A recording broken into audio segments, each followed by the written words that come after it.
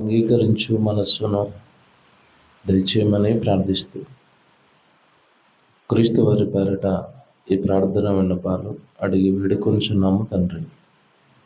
ఆమేన్. పిల్లరా, చేరువచ్చిన మీ అందరికీ యేసుక్రీస్తు వారి నామంలో శుభములు వందనములు తెలియజేస్తున్నాను. బైబిల్లో నుండి ఒక మంచి పాఠం ఈరోజు మనం ఆలోచిద్దాం.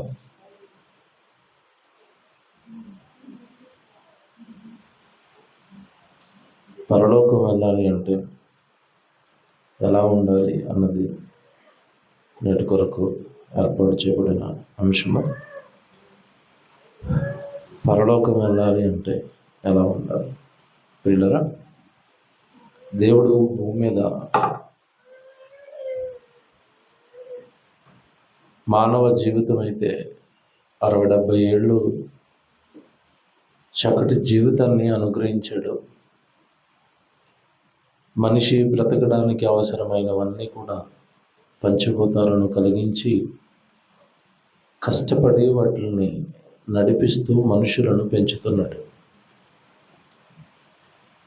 దేవుడు కష్టం వర్ణనాతీతం. ఎందుకు అంటే కన్నాడు గనుక భూమి మీద జన్మనిచ్చాడు గనుక నమ్మిన వారి కోసం నమ్మని వారి కోసం కష్టపడుతున్న మంచి తండ్రి పరలోకంలో ఉన్న దేవుడు. ఆయనను నమ్మని వారికి సైతం ఈరోజు వర్షాలను ఇస్తున్నాడు. దేవుడు లేడన్న వారికి, దేవుడిని నమ్మని వారికి సూర్యుడిని, వెలుగును, ఆహారాన్ని, అలాగే సంతానం, పిల్లలను ఇస్తూ దేవుడు ఈ భూమి మీద ఉన్న మనుషులను ప్రేమిస్తున్నాడు. ఒక విషయం ఈరోజు మీరు చాలా జాగ్రత్తగా వినాలి. భూమి మీద జీవితానికి అన్నీ ఇస్తున్నాడు, కానీ భూమి మీద తానెవరు తన చెంతకు అనగా పరలోకం చేరాలి అంటే ఎలా ఉండాలో తెలుసుకుని బ్రతకకపోతే మాత్రం మరణం తర్వాత పరలోకానికి రానివ్వడు. భూమి మీద చూపించినంత ప్రేమ భూమి మీద ఆయన ఉచితంగా ఇస్తున్నవన్నీ కూడా మరణం తర్వాత పరలోకంలో మనకు అందవు అన్నది దేవుడు బైబిల్లో రాయించిన వాస్తవం. మీరు కొంచెం ఈరోజు మెసేజ్ జాగ్రత్తగా వినండి. దేవుడి మనస్సు మీకు చాలా బాగా అర్థమవుతుంది. మనుషులు, భూమి మీద ఉన్న మనుషులు సాక్షాత్తు పరలోకంలో ఉన్న దేవుని పిల్లలైతే, దేవుని స్వరూపాలైతే భూమి మీదకి వచ్చిన కొద్ది రోజులకే ఆ స్వరూపాన్ని పోగొట్టుకున్నారు, పరిశుద్ధతను పోగొట్టుకున్నారు, పవిత్రతను పోగొట్టుకున్నారు. తిరిగి ఏది పరిశుద్ధత, ఏది పవిత్రత, ఏది న్యాయం, ఏది అన్యాయం, ఎలా బ్రతికితే దేవునికి ఇష్టం, ఎలా బ్రతికితే దేవుడు మనల్ని అసహించుకుంటాడు, ఈ విషయాల మీద ఒక అవగాహన భూమి మీద ఉండగానే మనిషికి వస్తేనే తప్ప మనిషి పరలోకం ప్రవేశించడం కష్టమవుతుంది. దీనిని గమనించిన దేవుడు పిల్లలంటే ప్రేమతో ఒక పక్క తన ప్రవక్తలతో, తన సేవకులతో వాక్యం చెప్పిస్తూనే దేవుడి సన్నిధి అన్నది ఒకటి ఆదికాలం, ప్రారంభపు కాలం నుండి కూడా దేవుడు ఏర్పాటు చేసుకుంటూ వస్తున్నాడు. దేవుని సన్నిధి అనగానే చాలామంది ఏదో ఆదివారం ఆరాధనలో యేసుప్రభు వారు ఆదివారం ఆరాధన సన్నిధి పెట్టాడు అని అనుకుంటారు, కానీ బైబిల్ ప్రకారం మీరు చూస్తేనండి ఆదికాండం నుండే దేవుడి సన్నిధి అనేది మనకి కనబడుతుంది. ఆ సన్నిధిలో మాత్రమే, ఆ సన్నిధిలో ఉన్నవారికి మాత్రమే దేవుని యొక్క మనస్సు లేదా మనిషి చేస్తున్న తప్పులు, నేరాలు, పాపాలు అనేవి ఆ దేవుడి సన్నిధిలో ఉన్న వారికి మాత్రమే దేవుడు ప్రారంభం నుండి కూడా చెబుతూ వస్తున్నాడు. దేవుడి సన్నిధికి వచ్చిన వారికి, దేవుడి వాక్యాన్ని ఇష్టపడే వారికి దేవుడు ఈ బ్రతుకు యొక్క పరమార్థం కానివ్వండి, మరణం తర్వాత ఉన్న ప్రమాదం కానివ్వండి, పరలోకానికి చేర్చుకునే మార్గం కానివ్వండి, దేవుడి సన్నిధిలో ఉంటున్న వారికి మాత్రమే చెప్పుకుంటూ వస్తున్నాడు. ఈ సంగతి భక్తులకు తెలుసు. బైబిల్లో దేవుడి మాటకి లోబడని భక్తిహీనుడికి సైతం తెలుసు దేవుడి సన్నిధి యొక్క విలువ. మళ్ళీ చెప్తున్నాను, జాగ్రత్తగా వినండి. ఈరోజు పాఠం చాలా జాగ్రత్తగా వినాలి. దేవుడు ఏర్పాటు చేసిన ఈ సన్నిధి ఏదైతే ఉందో, దేవుడు మాటలు దొరికే చోటు, దేవుడికి ప్రార్థన చేసుకునే చోటు ఏదైతే ఉందో, ఈ దేవుడి సన్నిధి యొక్క విలువ బైబిలులో భక్తులకి బాగా తెలుసు, భక్తిహీనులకి సైతం తెలుసు. దేవుడి సన్నిధిలో నుంచి మనం వెళ్ళిపోయినా, దేవుడు తన సన్నిధిలో నుంచి మనల్ని వెళ్ళగొట్టినా, మన జీవితాలు ప్రమాదంలో పడిపోతాయన్న సంగతి భక్తిహీనులకి సహితం తెలుసు. ఎందుకంటే దేవుడి సన్నిధిలో నేనుంటే నేను చేస్తున్న తప్పులు నాకు చెప్తాడు, నేను తీసుకుంటున్న తప్పుడు నిర్ణయాల గురించి నాతో దేవుడు వాక్యం ద్వారా హెచ్చరిస్తాడు. నేను పాపంలో పడిపోకుండా వాక్యాన్ని నాకు ఇచ్చి పాపంలో నేను పడకుండా కట్లు కడతాడు మనిషికి దేవుడు వాక్యం ద్వారా. అసలు సన్నిధినే ధిక్కరించే వాళ్ళు, వాక్యాన్నే ధిక్కరించే వాళ్ళు, ఇక వాళ్ళ జీవితం అండి ఎంతటి భయంకరమైన పాపాలలో పడిపోతుందో. ఒక జీవితం, ఒక వ్యక్తి యొక్క జీవితాన్ని మీ కళ్ళ ముందు పెడతా. బైబిలు మీరు చాలా కాలంగా వింటున్నారు కదా. హేబేలు, కయీను, వీళ్ళిద్దరి గురించి మీకు తెలుసు. హేబేలు అనగానే ఆయనకున్న దేవుడు ఆయనకి ఇచ్చిన మంచి బిరుదు నీతిమంతుడు అన్నాడు. అంతే కదండి. హేబేలు ఎవరు? నీతిమంతుడు. కయీను ఎవరు? నరహంతకుడు. అంతేనా? బైబిల్ ప్రకారం కయీను ఎవరు? నరహంతకుడు. మొట్టమొదట సహోదరుని చంపిన వ్యక్తే కయీను. మీ అందరికీ తెలుసు కదా ఇది. ఇప్పుడు మాట్లాడుతాను నేను. నీతిమంతుడైన హేబేలుకు దేవుడి సన్నిధి అంటే భయం ఉండటంలో ఆశ్చర్యం లేదు. కానీ మర్డర్, ఒక నరహంతకుడిగా దేవుడి చేత పిలువబడిన వ్యక్తి కూడా ఆ నరహత్య చేసిన తర్వాత కయీనుని దేవుడు తన సన్నిధిలో నుంచి వెళ్ళగొట్టాడు. నువ్వు నా మాట వినలేదు, నువ్వు తప్పు చేస్తా ముందే చెప్పాడు. ఎందుకంటే దేవుడి సన్నిధి విలువ కయీనుకు తెలుసు బాగా. ఎలా తెలుసు అంటారా?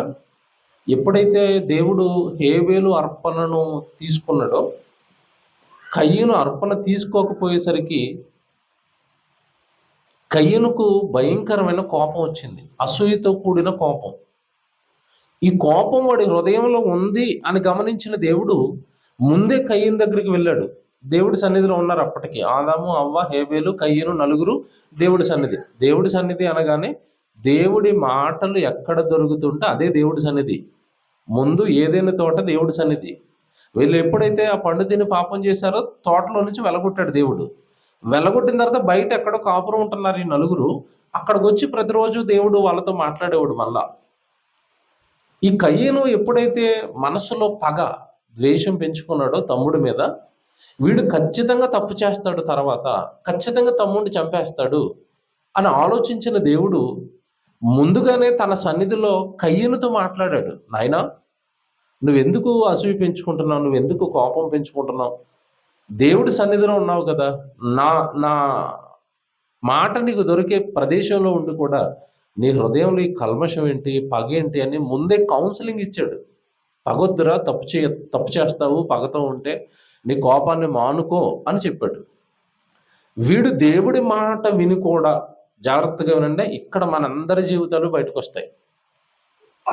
దేవుడి మాటలు వినటం వరకు ఈరోజు క్రైస్తవ్యం బాగుంది, విశ్వాసులు బాగున్నారు. విన్న మాటను పాటించటం విషయంలో అస్సలండి ఏ వారం విన్నది అక్కడ, ఎక్కడ విన్న ప్రసంగం అక్కడ విడిచిపెట్టేస్తున్నారు. కయీను దేవుడు చెప్పిన మాటను అలాగే విడిచిపెట్టేశాడు. నాకు కాదులే అనుకున్నట్టుగా వదిలేశాడు. కయీను జీవితం నాశనం అయిపోయిన తర్వాత దేవుడు చెప్పిన మాటలు కయీనుకు జ్ఞాపకం వస్తున్నాయి. ఒకసారి ఆది కాండానికి మీరు రండి. అంటే పరలోకం వెళ్ళాలి అని అనుకున్నప్పుడు దేవుడి సన్నిధిలో మంచి చెడ్డలు మనకి తెలుస్తూ ఉంటాయి. ఆ సన్నిధిని మనం పోగొట్టుకుంటే పరలోకానికి మన ప్రయాణం చాలా కష్టంగా మారిపోతుందని అర్థం. దీనికి బెస్ట్ ఎగ్జాంపుల్ కయ్యని జీవితం. 4వ అధ్యాయానికి మీరు రండి. 4వ అధ్యాయంలో మీరు 5వ వచనం చదవండి. కయ్యను అతని అర్పణను ఆయన లక్ష్య పెట్టలేదు, కాబట్టి కయ్యను మిక్కిలి కోపము వచ్చి అతడు ముఖము చిన్నబుచ్చుకొనగా. చూసారండి, ఇది జాగ్రత్తగా వినండి. వాడికి ఏమొచ్చిందట? కోపం వచ్చిందట. కోపం వచ్చిన వాడి మొహం ఏమైపోద్ది? అంతే, చిన్న మొహం అయిపోద్ది. మీరు చూడండి, ఎవరికైనా కోపం వస్తే తెలిసిపోద్ది ఇది కోపం వచ్చిందని. అప్పటి వరకు పెదాలు ఓపెన్ అవుతాయి, నవ్వుతూ మాట్లాడతాడు, తర్వాత మూతి బిగించుకొని అసలు పళ్ళు కూడా కనపడినవాడు. అప్పుడు మనకి ఏమర్థమైపోద్ది అంటే వీడి కోపం వచ్చింది. కోపం వచ్చినప్పుడు ముఖము చిన్నబుచ్చుకున్నాడట. ఏమంటే నిజంగా ఇక్కడ ఆశ్చర్యం ఏంటంటే, ఎప్పుడైతే వాడికి కోపం వచ్చింది, వాడు చిన్నబుచ్చుకున్నాడు అని తెలియగానే దేవుడు మాట్లాడుతున్నాడు. చూడండి, వాడితో దేవుడు మాట్లాడుతున్నాడు. జాగ్రత్తగా వినాలి. యెహోవా కయీనుతో, నీకు కోపమేలా, ముఖము చిన్నబుచ్చుకొనుచున్నావేమి? నీవు సత్క్రియ చేసిన ఎడల, ఇదిగో నువ్వు చేసింది తప్పు కదా, తప్పు చేసి మళ్ళా కోపం పుచ్చుకొని మొహం చిన్నబుచ్చుకుంటున్నావేంటి? నువ్వు తప్పు చేసి నువ్వు సత్క్రియ చేయలేదు, నువ్వు సరిగా దేవుడు పని చేయలేదు, నువ్వు సరిగా అర్పణ ఇవ్వలేదు, తప్పుడు నిర్ణయం నీది, తప్పుడు పని చేసింది నువ్వు, పైగా కోపం తెచ్చుకుంటున్నావేంటి? ఎవడు నిజంగా మనుషుల జీవితాలు అనేవి ఇక్కడే బయటపడతాయండి. నేను చాలా మందిలో చూశాను. తప్పు చేసేది వాళ్ళు, కోప్పడేది వేరే వాళ్ళ మీద. వాళ్ళ తప్పు వాళ్ళకి తెలీదు.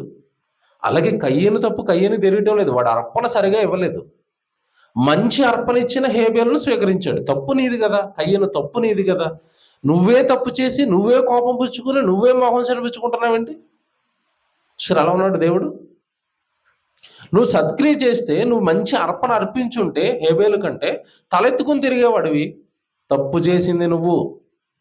ఆ తప్పును తమ్ముడి మీదకి నెట్టొద్దు. ఆ తప్పు నువ్వు చేసి వాడి మీద కోపాన్ని పెంచుకోవద్దు. ఇది పాపం అవుతుంది ఎప్పటికైనా. నా దృష్టిలో నువ్వు పాపివైపోతావు, జాగ్రత్త. ముందే కౌన్సిలింగ్ ఇస్తున్నాడు దేవుడు. ఎంత బాగా ఇచ్చాడంటేనండి కౌన్సిలింగ్. 6వ వచనం చూడండి. కయ్యనుతో నీకు కోపమేలా, ముఖము చిన్నబుచ్చుకున్నావేమి? నువ్వు సత్క్రియ చేసిన ఎడల తలనెత్తుకొనవా? సత్క్రియ చేయని ఎడల వాకిట పాపము పంచియుండును. ఈ మాటకు అర్థం ఏంటో తెలుసండి? ఎప్పటికైనా మారు కయ్యను. ఒకవేళ నువ్వు జరిగింది మర్చిపోయి, ఏది జరిగింది, నీ అర్పణ నేను అంగీకరించలేదు కదా, అది జరిగింది మర్చిపో. నెక్స్ట్ సత్క్రియలు చేస్తూ ఉండు. నెక్స్ట్ అర్పణ అయినా మంచి అర్పణ తీసుకునిరా. నెక్స్ట్ అయినా సరి చేసుకో. అర్పణ ఇచ్చేటప్పుడు దేవుడి పనిలో ఉండు.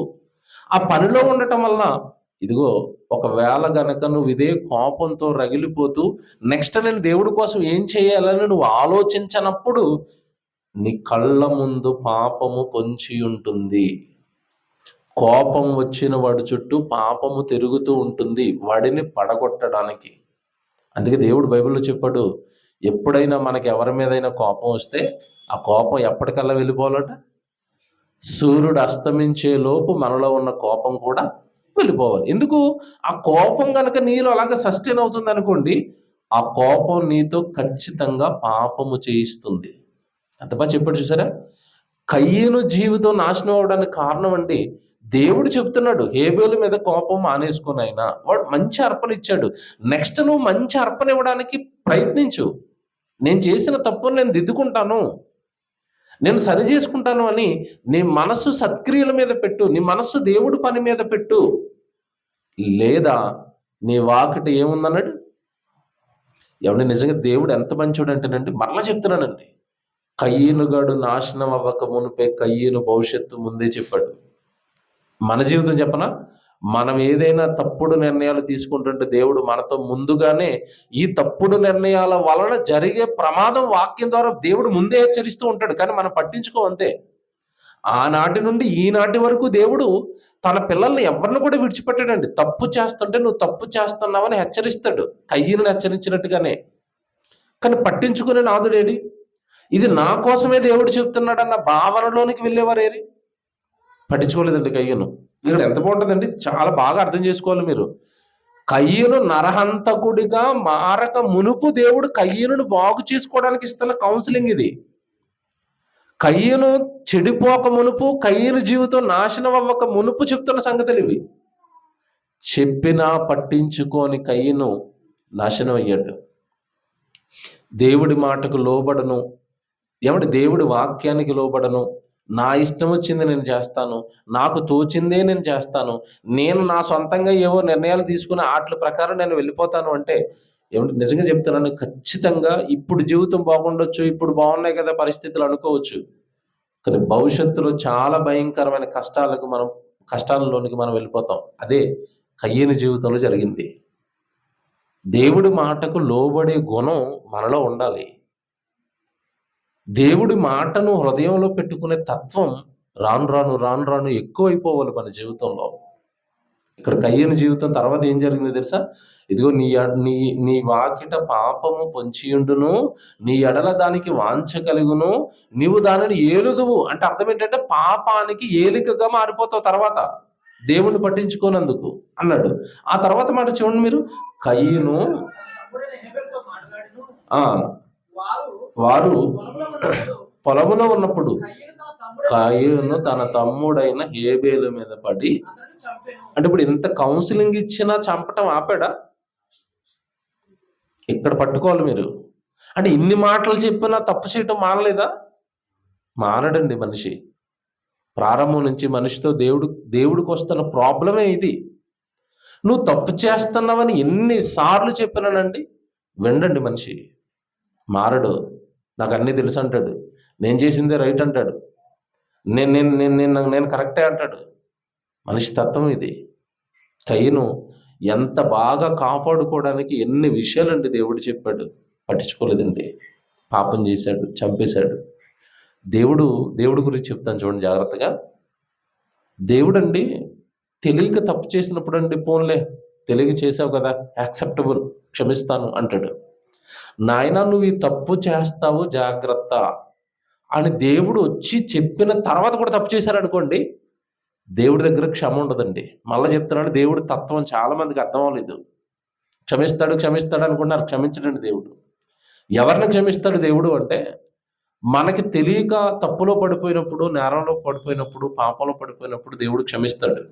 కానీ నువ్వు తప్పు చేస్తున్నావని ముందుగానే వాక్యం ద్వారా కానీ, జాగ్రత్తగా వినండి, దేవుడు ఎలా మాట్లాడతాడు మనతో అంటే, ఒకటి వాక్యం ద్వారా మాట్లాడతాడు, లేదా నీకు బైబిల్ చదువుకుంటున్నప్పుడు నీతోనే దేవుడు చెప్తాడు పలానా వాక్యం చూపించి, లేదా సహోదరులతో చెప్తాడు, లేదా సేవకుడితో చెప్తాడు, లేదా నీకు ఆయా సందర్భాలు కల్పించి, ఇదిగో ఈ సందర్భంలో నువ్వు ఇక్కడ ఉన్నావు కదా, దేవుడి సన్నిధిలో ఎలా ఉండేవాడు ఒక్కసారి ఆలోచించుకో.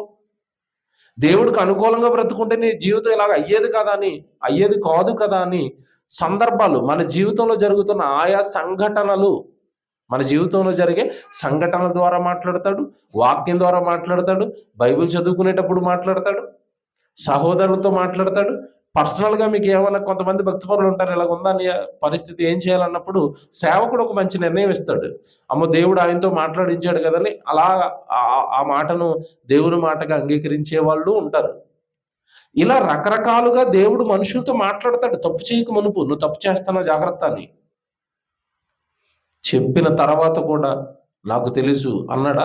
ఇదిగో కయ్యను అలాగే అయిపోయాడు. తప్పు చేస్తావు జాగ్రత్త అని ముందే హెచ్చరిస్తే దేవుడు మాటను పట్టించుకొని కయ్యనండి వెళ్ళిపోయాడు ప్రమాదంలోకి, చంపేశాడు తమ్ముడిని. ఇప్పుడు దేవుడు ఏం చేస్తున్నాడో తెలుసండి? అసలు దేవుడు వాడికి వేసిన శిక్ష చాలా మందికి అర్థం అవ్వలేదండి. వాడికి వేసిన శిక్ష ఏంటో తెలుసండి? ఆ రోజుకు భూమి మీద అండి, జాగ్రత్తగా వినండి, ఆ రోజుకు భూమి మీద ఉన్న మనుషుల సంఖ్య ఎంత చెప్పండి? ఎంతమంది మనుషులు ఉన్నారు? 4. ఆదాము, అవ్వ, కయ్యను, హేబేలు. ఇప్పుడు కయ్యను హేబేలుని చంపేశాడు. ఓకే, ఇప్పుడు ఎంతమంది ఉన్నారు? 3. ఏమంటే మన జీవితంలో మంచి చెడు చెప్పాలి అని అనుకున్నప్పుడు మనం ఎవరి దగ్గరికి వెళ్తూ ఉంటాం? యాక్చువల్గా లోకంలో జరిగేది అడుగుతున్నాం. దేవుడు పక్కకు పెడితే మనకి ఏదైనా మంచి చెడు తెలియాలంటే మనం ఎక్కడికి వెళ్తాం? ఎవరన్నా కాస్త బాగున్న వాళ్ళను, మన చుట్టుపక్కల వాళ్ళను సలహా అడుగుతాం. ఇప్పుడు ఏది మంచి ఏది చెడు అని వీళ్ళ సలహా అడగడానికి భూమి మీద ఏమైనా పక్కన ఇంకో కుటుంబం ఉందా వీళ్ళకి? అంటే వీళ్ళు ఏది మంచో ఏది చెడో తెలియాలంటే వీళ్ళతో ఎప్పుడు వచ్చి మాట్లాడవలసింది ఎవరు? దేవుడు మాట్లాడితేనే వీళ్ళకి అర్థమవుతుంది. ఏది క్రమమో, ఏది అక్రమమో, ఏది ధర్మమో, ఏది అధర్మమో, ఎలా బతకాలో, ఎలా బతకూడదో వీళ్ళతో దేవుడే మాట్లాడాలి. ఎందుకంటే మాట్లాడడానికి ఎవరు లేరు భూమి మీద. అంత గొప్ప శ్రేష్టమైనది ఆ రోజు దేవుడి సన్నిధి. దేవుడు వచ్చి అక్కడ మాట్లాడతాడు. కయ్యను నువ్వు ఇది చెయ్యి, హేబెలు నువ్వు ఇలాగుండు, ఆదాము ఇలాగుండు, హవ్వమ్మ ఇలాగుండు అని నలుగురితో దేవుడు వచ్చి మాట్లాడతాడు అక్కడే. వాళ్ళు ఉండే ప్రదేశానికి దేవుడు వస్తాడు, అక్కడ మాట్లాడతాడు, వెళ్ళిపోతాడు. అక్కడికి వచ్చే కయ్యంతో మాట్లాడాడు. కయ్యను వద్దు నాయనా, కోపం వద్దు నాయనా తమ్ముడి మీద, అతను మంచి అర్పణ ఇచ్చినందుకు కదా నేను అంగీకరించాను, నువ్వు ఇచ్చింది చెడు అర్పణ కదా, ఎందుకు నువ్వు అతని మీద కోపం పెంచుకున్నావు, నువ్వు తప్పు చేస్తావు, పాపం చేస్తావు, నువ్వు ఖచ్చితంగా నాకు అర్థమైపోతుంది, నీలో కోపం తీవ్రంగా ఉంది, ఈ తీవ్రమైన కోపం నీతో ఖచ్చితంగా పాపం చేయిస్తుంది, వద్దొద్దొద్దు నీ మనసుకి సత్క్రియల మీద పెట్టుకో, లేదా పాపం నీ నేలేస్తుంది, ముందు చెప్పాడు. మంచి చెప్పిన దేవుడిని పక్కకు పెట్టాడు, తాను అనుకున్న తన దుర్మార్గపు కార్యాన్ని జరిగించేశాడు. అప్పుడు కయ్యనుకు వేసిన శిక్షకు కయ్యను బాధపడుతున్నది ఏ విషయంలోనూ మీరు ఆలోచించాలి. ఇప్పుడు కిందకి వెళ్దాం 16వ వచనానికి వచ్చేయండి. ఎవరు కొట్టేశాడు పైన తెలుసు కదా మీకు. 14వ వచనం చదువుతారా? కొంచెం పైన చదివితే ఇంకా బాగుంటుంది. 14వ వచనంలో 12 నుంచి చదివినా బాగుంటుంది. 12 జాగ్రత్త చూడండి, వాక్యం జాగ్రత్త చూసుకోండి. ఆదికాండం 4వ అధ్యాయం 12వ వచనం. నీవు నేలను సేద్యపరచునప్పుడు అది తన సారమును ఇక మీదట నీకు ఇయ్యదు, నీవు భూమి మీద దిగులు పడుచు దేశదిమ్మరివయ్యుందువు. దిగులు పడుచు, చూసారా? దేవుడు విడిచిపెడితేనండి మనిషికి వచ్చే మొట్టమొదటి లక్షణం దిగులండి. ఏదో తప్పు చేశానన్న ఫీలింగ్ వెంటాడేస్తుంది. నిజంగా చెప్తున్నాను. దేవుడి పిల్లలతో, దేవుడి సంఘంలో, దేవుడి సేవలో, దేవుడి పనిలో ఉన్నప్పుడు ఆనందంగా ఉంటాడు. ఇవి ఎప్పుడైతే మనిషి జీవితంలో లేవో, లోకంలో బ్రతుకుతున్నాడో, వాడికి తెలియని దిగులు, తెలియని బాధ, వేదన. ఎందుకంటే దేవుడు మాటలు వెంబడిస్తూ ఉంటాయి. నువ్వు నా కోసం పుట్టావు కదా, నా దగ్గరికి రావటం లేదేంటి, నా పని చేయటం లేదేంటి, నా కొరకు బ్రతకటం లేదేంటి అని దేవుడు మాటలు గుండెను తాకుతున్నప్పుడు తప్పు చేస్తానన్న బాధ మనిషిని చింతలోనికి తీసుకెళ్ళిపోతుంది. వీడికి అదే జరుగుతుంది. నువ్వు దిగులు పడతావు, ఇక నేను లేను కదా నీ జీవితంలో, వెలగొడేస్తున్నాను కదా నేను, నువ్వు దిగులు, నీ జీవితకాలం అంతా దిగులు పడుచు దేశదిమ్మరవయ్యుందువు. అందుకు కయ్యను 13వ వచనం చూడండి, అందుకు కయ్యను నా దోష శిక్ష. చూసారా? శిక్ష ఎందుకు వేసాడు చెప్పాలి కయ్యనుకు. మళ్ళా చెప్పాడా? మళ్ళా ప్రసంగం చెప్పాడా? శిక్ష వేసాడు చెప్పండి. మొదట ప్రసంగం చెప్పాడు, తర్వాత ఏమేశాడు? మన జీవితంలో కూడా ఏం జరుగుతుంది చెప్పండి. ముందే బోధ చేస్తాడు, పడక మునుపు తప్పులో, నేరంలో, పాపంలో, తప్పుడు నిర్ణయాల్లో పడిపోయిన తర్వాత ఇక బోధ ఉండదు. జీవితం నాశనం అవుతూ వస్తుంది నెమ్మదిగా నెమ్మదిగా నెమ్మదిగా. మనకు అర్థమవుతుంది. కారణం దేవుడు శిక్షలోనికి గెంటేశాడు, విడిచిపెట్టాడు. అదే చెప్తున్నాడు ఇక్కడ, నా దాస శిక్ష నేను భరించలేనంత గొప్పది, నేడు ఈ ప్రదేశము నుండి నన్ను వెళ్ళగొట్టితివి. అండర్లైన్ చేసుకోండి. వాడి బాధ ఏంటి ఇంతకీ? ఈ ప్రదేశము నుండి వెళ్ళగొట్టితివి. నేను మాట్లాడగనా? ఎవడు భూమి మీద చాలా ప్రదేశాలు ఉన్నాయి కదా, అక్కడి నుంచి వెళ్ళగొట్టేస్తే పక్కన వెళ్ళి బతకొచ్చు కదా, నువ్వు ఈ ప్రదేశంలో నుంచి నన్ను ఎందుకు వెళ్ళగొడుతున్నావని ఎందుకు బాధపడుతున్నాడు? బాగా ఆలోచించాలి మీరు. భూమి మీద ఎక్కడికి వెళ్ళినా బ్రతకొచ్చండి. ఇప్పుడు ఎవరైనా వచ్చి మిమ్మల్ని హైదరాబాద్ నుంచి ఖాళీ చేసేయండి అన్నారు అనుకోండి, అయ్యో బాబా హైదరాబాద్ నుంచి వెళ్ళలేనండి అంటారా? పక్కన కర్నూలు హ్యాపీగా బతకొచ్చు అక్కడ పని చేసుకుని, అంతే కదండి. విజయవాడకి వెళ్తే విజయవాడలో బతకొచ్చు, ఎక్కడికి వెళ్ళినా బతకొచ్చు. మరి ఇక్కడి నుంచి నువ్వు వెళ్ళిపో అనగానే ఈ ప్రదేశము నుండి నన్ను వెళ్ళగొట్టితివి. జాగ్రత్తగా వినండి, ఇక్కడ ఉంది అసలు విషయం. ఈ ప్రదేశము నుండి నన్ను వెళ్ళగొట్టితివి, ఈ ప్రదేశము నుండి నన్ను వెళ్ళగొట్టితివి. ఈ ప్రదేశం అంటే అర్థం ఏంటో తెలుసా? ఒకప్పుడు ఇక్కడే నువ్వు నాకు వాక్యం చెప్పావు, ఒకప్పుడు ఇక్కడే కయ్యను అని నన్ను నాతో ప్రేమగా మాట్లాడావు, ఇక్కడే కయ్యను నువ్వు తప్పు చేస్తావని నేను కోపంతో రగిలిపోతున్నప్పుడు నా కోపం పాపంగా మారుతుందన్న సంగతి ముందే నాకు ఈ ప్రదేశంలో ఇక్కడే నువ్వు నాకు చెప్పావు, ఇక్కడే నీ మాటలు నాకు దొరుకుతాయి, ఇక్కడే నేను నీలో ఎదిగాను, ఇక్కడే నేను కొద్ది కాలం నీతో ఉన్నాను. ఎందుకంటే మీకు ఒక మాట మీరు బాగా లోతుగా ఆలోచించాలి. కయ్యను దేవుడికి కూడా అర్పణ తెచ్చేంత వరకు ఉన్నాడంటే అంతకుముందు కాస్త కోస్త భక్తిలో ఉన్నాడా లేదా మీరు చెప్పండి. అర్పణ పట్టుకొచ్చాడంటే హేబెలు అర్పణ ఇస్తున్నాడు, నేను ఎందుకని వెనక ఉండలేదు, వాడు అర్పణ పట్టుకొచ్చాడు అంటే అప్పటికి వాడికి దేవుడు మాటలు అందాయి, వాడు భక్తిగా ఉండాలని ఆలోచించిన వాడే. కానీ భక్తిహీనత, చిన్నపాటి ఏమంటే నిర్లక్ష్యం, చిన్నపాటి ఏమండి ఏమనొచ్చు దాన్ని, అశ్రద్ధ అర్పణ ఇవ్వటంలో అతని జీవితాన్ని తారుమారు చేసింది. ఈ ప్రదేశం నుండి నన్ను వెళ్ళగొట్టొద్దు, ఇక్కడ నేను నీకు బలులు ఇచ్చాను, ఇక్కడ నేను నీకు అర్పణలు ఇచ్చాను, ఇది నీ సన్నిధి, ఇక్కడ నీ వాక్యం దొరుకుతుంది, ఇక్కడ నుంచి నన్ను వెళ్ళగొట్టేస్తున్నావేంటి?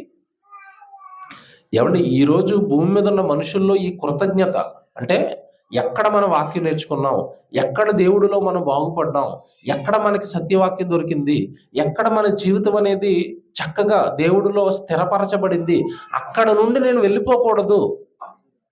ఆ ప్రేమ కనుకండి కయ్యనుకున్నట్టుగా ఈరోజు భూమి మీద ఉన్న మనుషులకు ఉంటే వాళ్ళ జీవితాలు దినదినము ఇంకా బాగా గొప్పగా అభివృద్ధి అవుతాయండి. భక్తిహీనుడు నరహంతకుడైన కయ్యనులో ఇదిగో ఈ ప్రదేశం, దేవుడి సన్నిధి, దేవుడి మాటలు దొరికే ఈ ప్రదేశంలో నుండి ప్లీజ్ నన్ను వెళ్ళగొట్టొద్దు అంటున్నాడు. వెళ్ళగొట్టొద్దు అంటున్నాడు. ఆ మాట చూడండి ఎంత బాగుంటుందో. మళ్ళీ చదువుతారు, మళ్ళీ కింద చదవండి ఆ మాట కాడి నుంచి.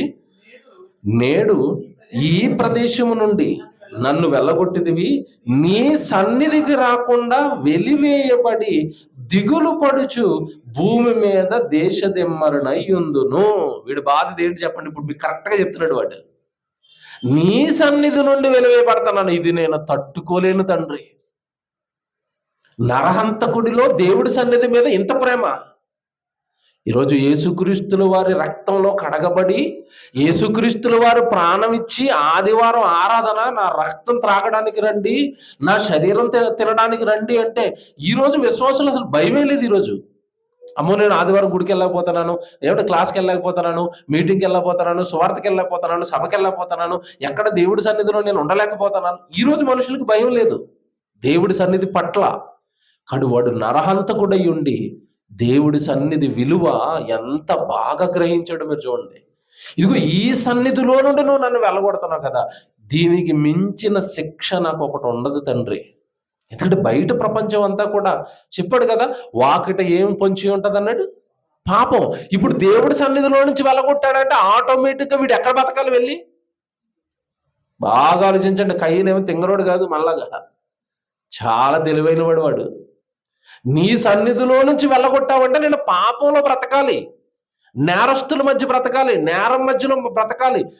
ఈ పాపిష్టి జీవితం బ్రతికి నేను నరకానికి వెళ్ళిపోవాలి.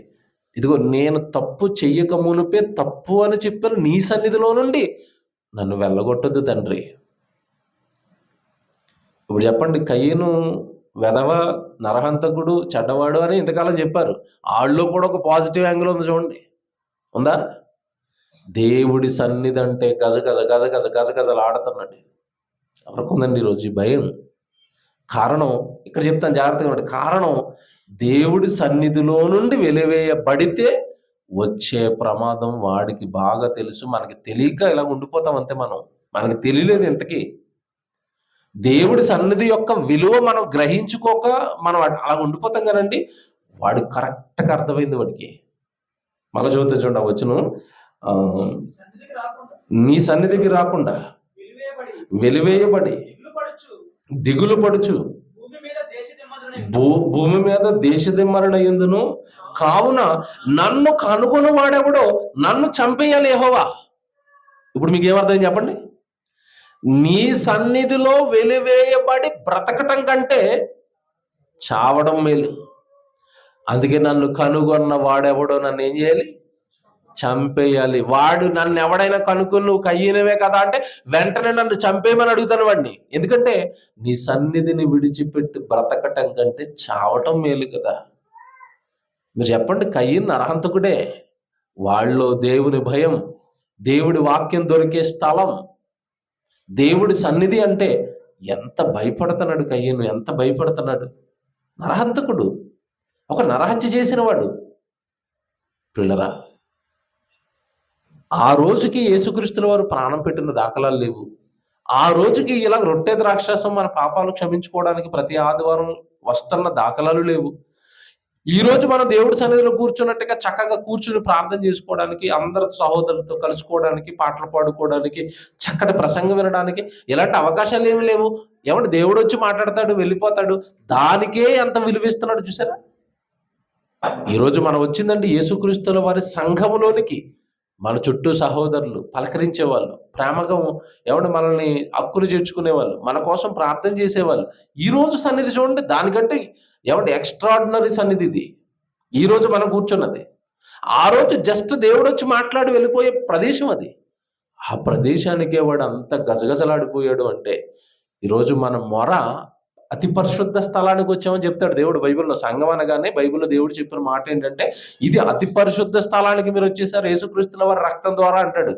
ఒకప్పుడు కయీను ఏదో బయట దేవుడొచ్చి అలా మాట్లాడి వెళ్ళిపోతున్న ప్రదేశానికి అంత విలువిస్తే, ఈరోజు సంఘము ఆదివారం జరుగుతున్న ఆరాధన అతి పరిశుద్ధమైన స్థలంలో మనం కూర్చునే అవకాశం, భాగ్యం. దీనిని పోగొట్టుకుంటామా? ఇప్పుడు చెప్తాను, జాగ్రత్తగా వినండి. ఎందుకు వీడు ఇంతగా భయపడుతున్నాడు అంటే, దేవుడి సన్నిధిలో నుంచి బయటికి వెళితే నీతి, న్యాయము, ధర్మము ఇవేవి తెలియదండి. చుట్టూ అప్పటికే ఏమలివేసింది? పాపం. పాపంలో బతికేస్తాం, పాపంలోనే ఉంటాం, పాపములోనే చనిపోతాం. ఇప్పుడు మీరు ఆశ్చర్యపోతారు, కయీను గాడి మైండ్లో ఏముందో కొత్త నిబంధనలో యేసుప్రభు చెప్పాడు. దేవుడి సన్నిధి విడిచిపెట్టి బయట బ్రతికిన వాడు ఏమైపోతాడో, వాడి జీవితం ఎలా నాశనం అయిపోతుందో యేసుక్రీస్తుల వారు చెప్తున్నారు కొత్త నిబంధనలో. ఒకసారి జాగ్రత్తగా మీరు యోహాను సువార్తకి రండి. యోహాను సువార్త 8వ అధ్యాయం చూద్దాం. యోహాను సువార్త 8వ అధ్యాయం 20 నుంచి చదువుదాం చూడండి. 20. ఆయన దేవాలయములలో బోధించుచుండగా కానుక పెట్టి ఉన్న చోట ఈ మాట చెప్పెను, ఆయన గడియ ఇంకనూ రాలేదు కనుక ఎవడనూ ఆయనను పట్టుకొనలేదు. అంటే ప్రసంగం చేస్తున్నాడు దేవాలయంలో. తర్వాత 21 చూడండి. మరి ఒకప్పుడు ఆయన, నేను వెళ్ళిపోతున్నాను. ఎక్కడికి? పరలోకం గురించి మాట్లాడుతున్నాడు. నేను పరలోకం వెళ్ళిపోతాను, నేను వెళ్ళిపోవచ్చున్నాను, మీరు నన్ను వెతుకుతురు, కానీ మీరు పాపములోనే ఉండి చనిపోదురు. నేను వెళ్ళు చోటికి మీరు రాలేరని. చూసారండి ఎలా చెప్తున్నాడు? నేను పరలోకానికి వెళ్ళిపోతున్నాను. జాగ్రత్తగా వినాలే. ఇదే కయ్యను గడి అక్కడ బాధపడుతున్న సంగతి.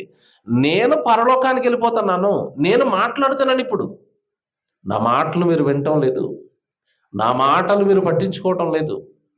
కొద్ది కాలం తర్వాత నేను వెళ్ళిపోయిన తర్వాత మీరు నన్ను వెతుకుతారు. అయ్యో, దేవుడు మాటలు నాకు దొరకటం లేదు, పరలోకపు మార్గం నాకు అర్థం కావటం లేదు, ఎలా బ్రతికితే మనం పరలోకంలో కూర్చుంటామో మనకి తెలియటం లేదు అని మీరు నన్ను వెతుకుతారు, కానీ అప్పుడు నేను మీకు దొరకను.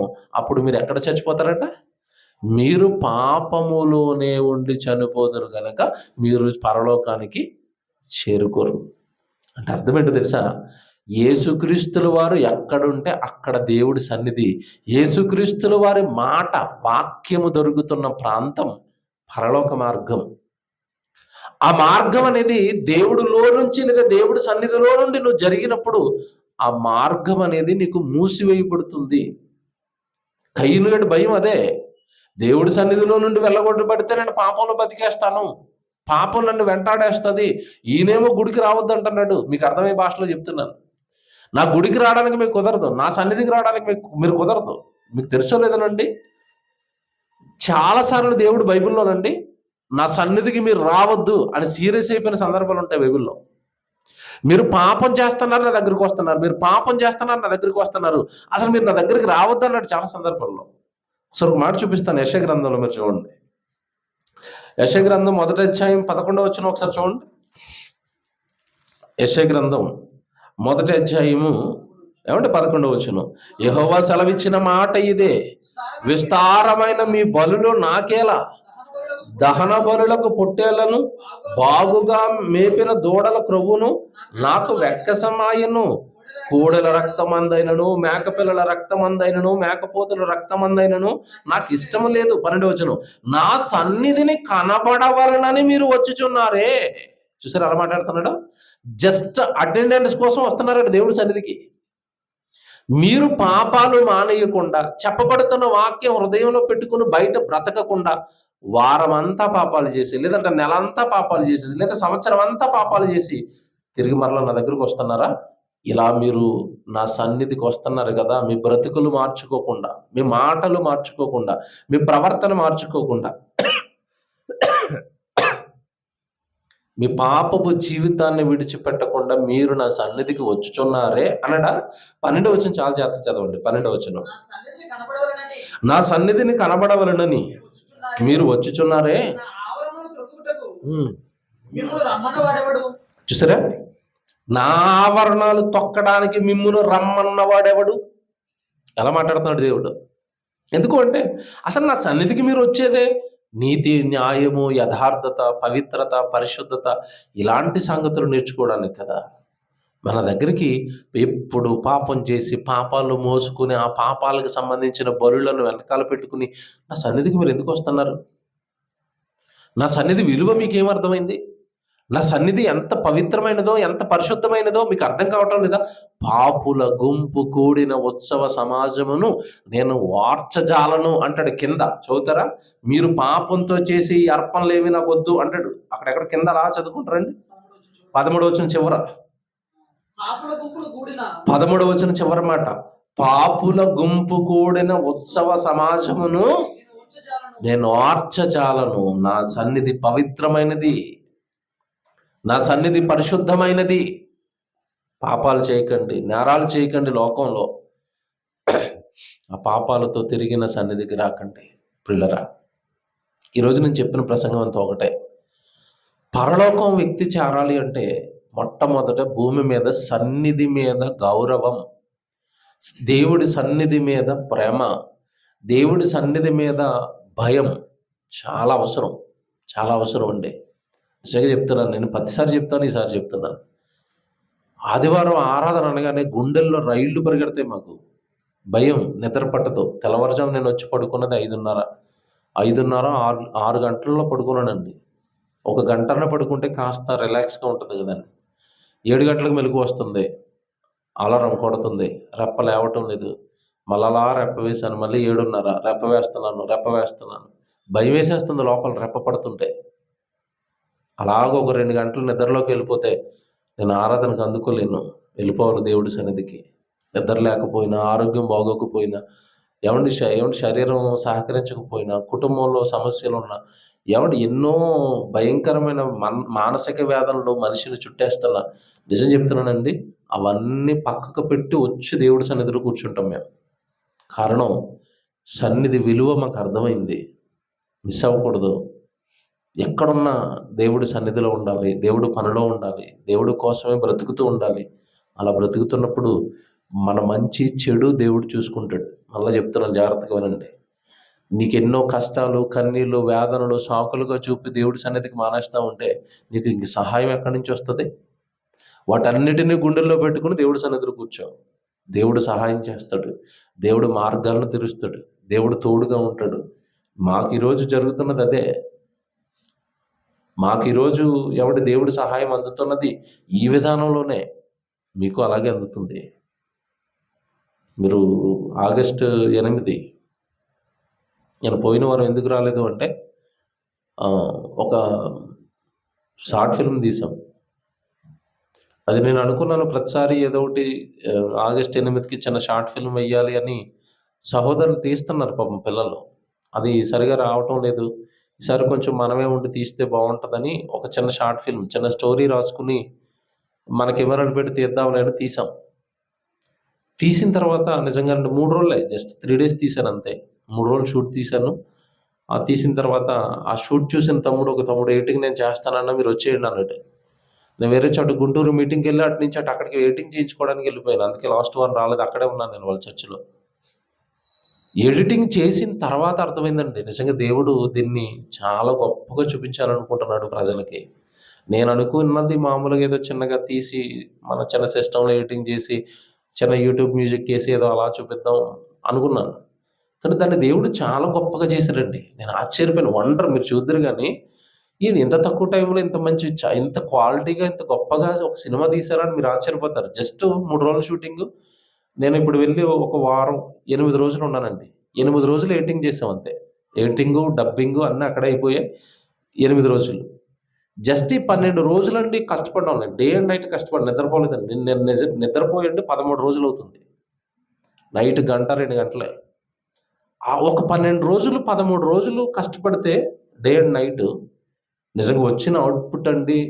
మీరు మీరు మీరు ఆ సినిమా చూస్తారు. ఆగస్ట్ 8కి ఎవరు మిస్ అవ్వకండి. అక్కడే రిలీజ్ చేస్తాం. ఆ సినిమా చూసిన తర్వాత నిజంగా చెప్తున్నాను, అది యూట్యూబ్లో పెడతాను. అది ఎవరికైనా మీరు షేర్ చేసిన తర్వాత వాడు ఒక్కసారి చూసాడంటే వాళ్ళ పక్కనే ఉన్న సహోదరులను హత్తుకుపోతాడు, ప్రేమిస్తాడు. సహోదర బంధం, సంఘంలో దేవుడు ఏర్పరిచిన సహోదర బంధాన్ని విడిచిపెట్టుకోవాలి అని ఆలోచన వస్తేనే ఏడుస్తాడు వాడు. అంతలా దేవుడు ఆ సినిమాని తీసుకొచ్చాడు. వండరండి, నేనే వండర్ అయిపోయాను.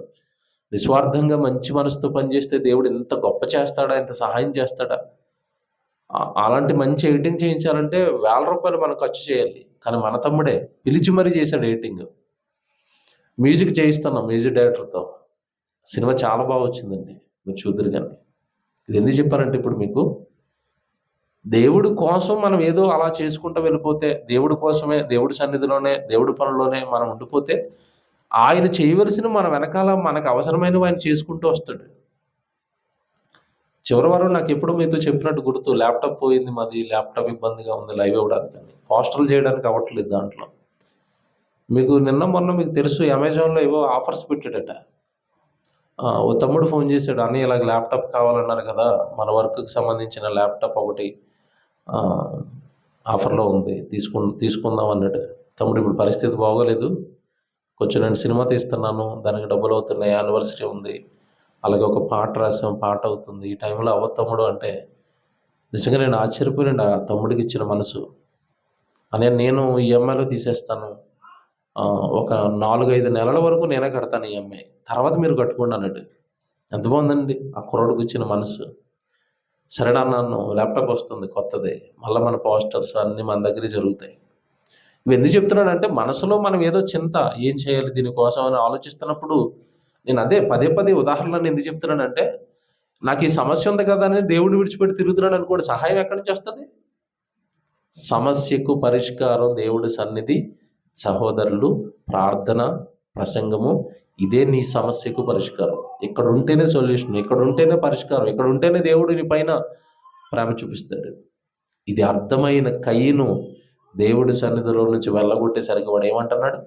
నన్ను కనుగొని వాడెవడో నన్ను చంపేయాలి తప్ప నువ్వు వేసిన శిక్షను నేను భరించలేను. సరే, ఎంత స్ట్రాంగ్గా అర్థమైంది దేవుడి సన్నిధి విలువ కయ్యనుకి. కనుక పరలోకం చేరాలి అని అనుకునే వాళ్ళకంటే ఫస్ట్ నేను ఈరోజు చెప్పింది ఫస్ట్ పార్ట్. మొదట నీకు ఉండవలసింది దేవుడి సన్నిధి పట్ల గౌరవం, భయం. అది ఉన్నప్పుడు ఆటోమేటిక్గా పరలోకానికి నువ్వు దగ్గరగా ఉన్నావు అని అర్థం. వచ్చే వారం రెండో పార్ట్ చెప్తాను. ప్రార్థన చేసుకుందాం. ప్రేమ కలిగిన తండ్రి, మీ పిల్లలుగా, మీ ప్రియులుగా, మీ మనస్సు వాక్యం ద్వారా గ్రహిస్తున్నాము తండ్రి. మమ్మలను మీ చెంతకు చేర్చుకోవడానికి భూమి మీద మీరు ఏర్పాటు చేసింది సంఘం, మీ సన్నిధి. దాని పట్ల ఎప్పుడైతే మేము భయంతో ఉంటున్నామో, భక్తితో ఉంటున్నామో, ఖచ్చితంగా భవిష్యత్తులో మేము పరలోకానికి వచ్చే అవకాశాలు ఉన్నాయని వాక్యం ద్వారా గ్రహించాం. ఒకనాటి నరహంతకుడు, ఒకనాటి భక్తిహీనుడు కయ్యనేని మీ సన్నిధి పట్ల అంత భయం కలిగి బాధపడుతుంటే, ఈరోజు తండ్రి మీ కుమారుడైన యేసుక్రీస్తుల వారిని బలిచ్చి మరీ మాకు ఈ సన్నిధిని, సంఘాన్ని ఏర్పాటు చేశారు. మేము మరింత భయంతో ఉండాలి మీ సహవాసం పట్ల, మీ సన్నిధి పట్ల, మీ సేవ పట్ల. అట్టి భాగ్యము మా అందరికి అనుగ్రహించమని చెప్పబడిన వాక్యాన్ని గుండెల్లో పెట్టుకుని భయపడుతూ మీ సన్నిధికి, మీ పనికి ఎల్లప్పుడూ తండ్రి మిమ్మల్ని సంతోషపెట్టే పిల్లలుగా ఎదుగుటకు కృప చేయమని, ఆరాధనకు విచ్చేసిన మీ పిల్లలందరినీ జ్ఞాపకం చేసుకుని దీవించమని క్రీస్తు వారి పేరట ఈ ప్రార్థన విన్నపాలు అడిగి వేడుకొనుచున్నాము తండ్రి. ఆమేన్. అందరూ